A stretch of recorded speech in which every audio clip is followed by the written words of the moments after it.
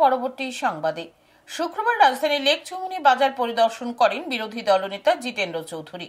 বৃহস্পতিবার লেকচৌমুহনী বাজারে অবৈধ নির্মাণের বিরুদ্ধে উচ্ছেদ অভিযান চালায় আগরতলা পুর নিগম। এতে ক্ষতিগ্রস্ত হয় শতাধিক ক্ষুদ্র ব্যবসায়ী। এই ঘটনার পরিপ্রেক্ষিতে শুক্রবার লেকচৌমুহনী বাজার পরিদর্শনে যান জিতেন্দ্র চৌধুরী। সাথে ছিলেন সিপিআইএম বিধায়ক ও নেতৃত্বরা। জিতেন্দ্র চৌধুরী এদিন কথা বলেন। এখানে যে জায়গাটা আছে কিন্তু মূলত হলো পরিকল্পনার অভাব, দৃষ্টিভঙ্গির অভাব। আবার নির্বাচন আসলেই তারাই বলে সবকা সাথ সবকা বিকাশ। এই হলো সবকা সাথ সবকা বিকাশের তার উল্টা বিনাশ ঘটিয়ে দিল।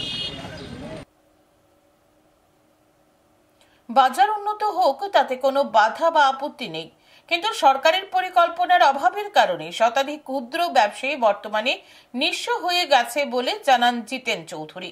পাশাপাশি তিনি বিধানসভার অধিবেশনে বিষয়টি উত্থাপন করবেন বলেও জানান।